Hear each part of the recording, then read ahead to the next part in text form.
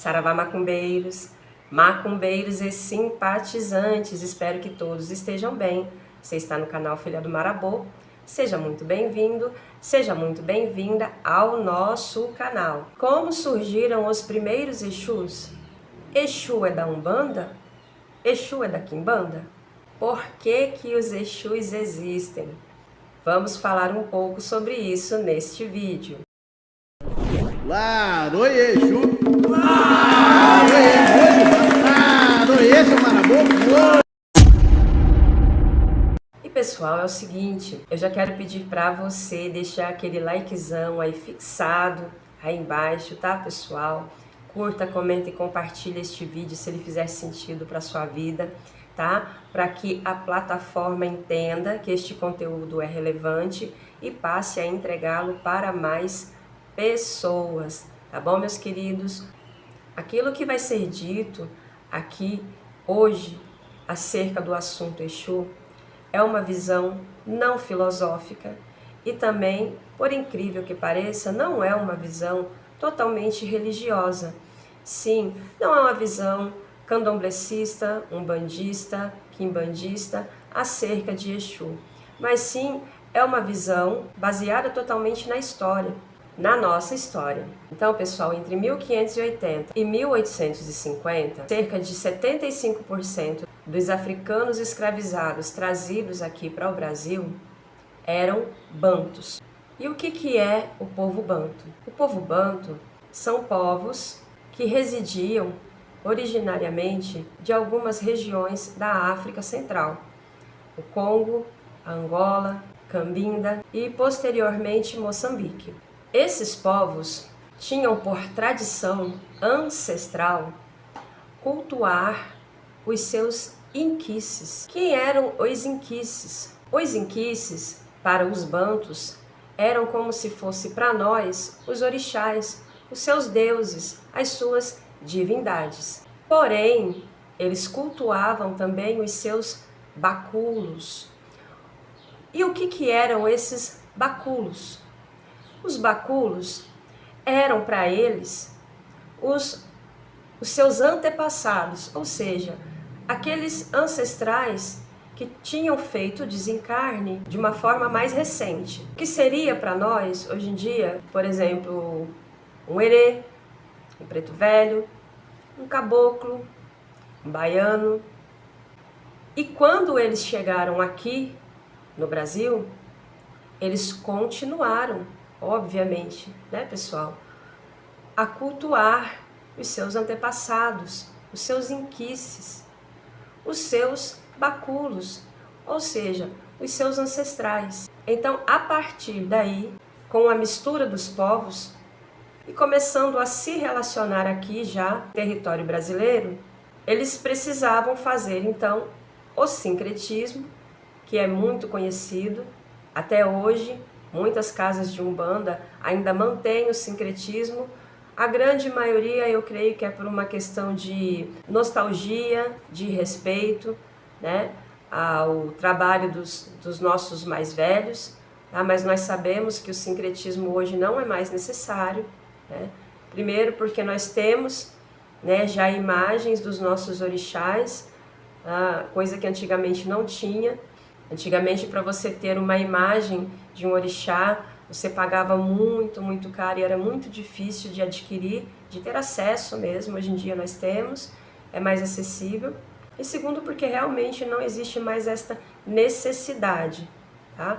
Mas na época era sim necessário que eles criassem aí estratégias para poder então cultuar os seus baculos, os seus antepassados, os seus ancestrais, tá? E os seus inquices, tá, pessoal? Ou seja, os seus deuses também, as suas divindades. Então, pessoal, baseado nisso, você já tem uma ideia de como foram formadas as bases da Umbanda. Por que na Umbanda se cultuam, então, os nossos ancestrais, né? Os nossos antepassados até, não é verdade? Porque nós sabemos que muitos dos nossos pretos velhos, dos nossos caboclos, dos nossos Exus e pombagiras, foram nossos ancestrais, sim, os nossos antepassados. É isso? Agora veja bem, os bantus cultuavam seus inquices, que nós já sabemos que não são as suas divindades, né? Os seus baculos, inclusive, pessoal, o culto aos baculos era de uma maneira totalmente familiar. Exemplo, vamos supor, um avô desencarnou, né? Então, no local onde que era feito ali o seu sepultamento, eram levados ali oferendas. E quais oferendas eram essas? O que ele gostava mais de comer? Vamos supor que ele gostava de comer um prato de legumes com um punhado ali de feijão preto, fradinho, um pedaço de carne bovina, suína, uma determinada fruta, a que ele mais gostava, a preferida dele. O que ele gostava mais de tomar? Era um suco de determinada fruta, um suco de laranja? Ah não, ele gostava mais de uma bebida mais forte? E assim era levado essa oferenda no local do sepultamento desse baculo, que aí ele passava a ser cultuado como baculo, o que é muito parecido com o que é feito hoje em dia para muitas das nossas entidades na Umbanda, não é verdade?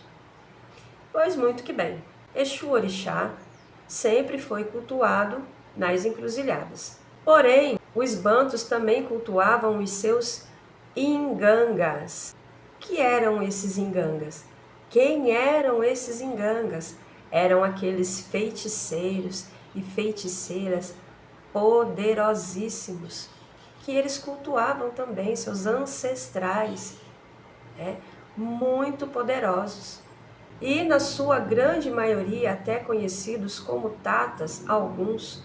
E o culto aos ingangas também era feito nas encruzilhadas. E chegando aqui no Brasil, continuou dessa mesma forma.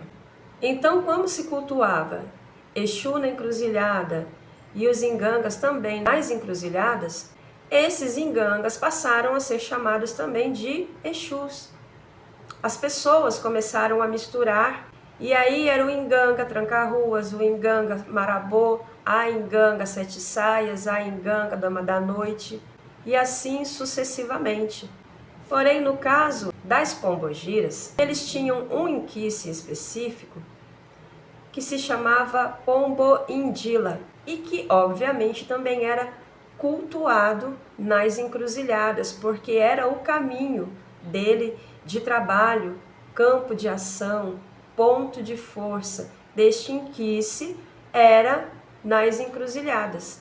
E aí abrasileirou-se chamando de pombogiras.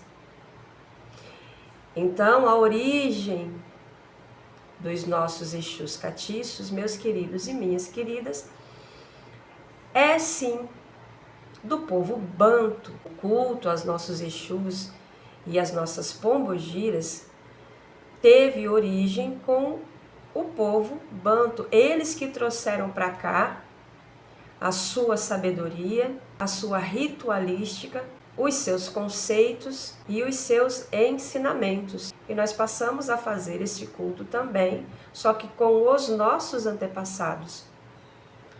Os nossos antepassados aqui da nossa terra, da nossa história, tá? Os nossos ancestrais. Por quê? Porque os bantus cultuavam os ancestrais deles, né? Os seus inquices. Né? Então, chegando aqui no Brasil, foi se fazendo um ajuste, porque, óbvio, pessoal, a época da colonização, todos nós sabemos que foi uma época de muita atrô para com todos, para com o povo preto, não é verdade? E para com os indígenas, né? Porque todos nós sabemos, né, que o Brasil foi tomado né? Então, todos os desencarnes que foram feitos nessa época, tudo aquilo que foi provocado ao povo negro, ao povo indígena, teve consequências físicas, reais e principalmente espirituais. Tá? Então, daí começaram sim a surgir muitos espíritos dentro das nossas casas de Umbanda, se apresentando na condição de Exu, de preto velho. Os velhos e pretas velhas são um dos exemplos mais convenientes e reais de que a época da colonização no nosso país foi a época em que mais tiveram desencarnes de espíritos que hoje se apresentam nas nossas macumbas, nas nossas umbandas. Por quê? Porque o preto velho ele veio diretamente, né, dessa vivência. O preto velho, a história dele sempre vai ser a história do negro escravizado, né, em que viveu, né, sentiu na pele, né, todas as questões, né, relacionadas ali àquela época, né, e só que eles eram como se fossem os nossos, né, baculos, né, por conta da sua grande sabedoria e conhecimento dentro da magia. Então, figuras importantíssimas para nós dentro das nossas macumbas, né? Como se sem preto velho não tem macumba. É complicado. Muitos dizem sem Exu não tem macumba, mas sem preto velho também não, fica complicado. Porque a sabedoria deles é algo que transcende, né, o nosso entendimento. Então, veja bem, Exu sempre existiu. Porque os bantos já cultuavam os seus ingangas, que é o que nós conhecemos hoje como Exus e Pombogiras. O que modificou foi sim, claro, óbvio, a forma de reconhecer, a nomenclatura, foi abrasileirado, óbvio, mas principalmente é que os nossos ingangas hoje são os nossos tranca-ruas, marabôs, tiriris, caveiras, esses são os nossos ingangas, tá? E as nossas ingangas, as nossas grandes feiticeiras, são as nossas pombogiras. Então a época da colonização, realmente ela ficou marcada pelo desencarne de muitos e muitos espíritos que hoje se apresentam, né, nas nossas macumbas, nas nossas umbandas, por conta das tantas revoluções que eles precisavam fazer. Sim, porque principalmente os bantos, eles foram pioneiros na reconstrução do modelo africano de quilombos, aqui em solo brasileiro, né? Eles foram os primeiros a começar aí a se levantar contra toda aquela situação, que eles viviam ali escravizados. E é óbvio que não iam se conformar simplesmente em viver toda aquela situação terrível qual eles viviam sem lutar. Então hoje nas nossas casas de Umbanda, nas nossas macumbas, se apresentam muitos Exus nas várias falanges que nós temos, né? Falanges de tranca-ruas, falanges de marabôs, enfim, muitos que foram desde negros escravizados, né? Tanto aqueles que já nasceram dessa forma, quanto aqueles que vieram para cá, e tanto aqueles também que foram forreados, né? E é preciso colocar um parênteses nessa história, porque veja bem, os negros que foram alforriados, né, principalmente da época da abolição da escravatura, eles foram alforriados e jogados na rua com uma mão na frente e outra atrás. Principalmente muitas negras, né, com muito filho nas costas para cuidar, tá? Mães solteiras, muitas.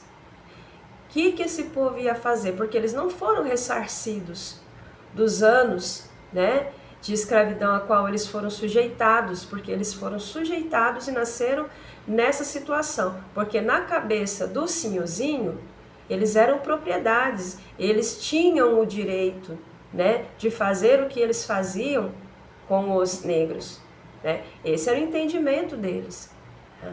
Então, essas pessoas foram jogadas na rua, ó, tchau, se vira.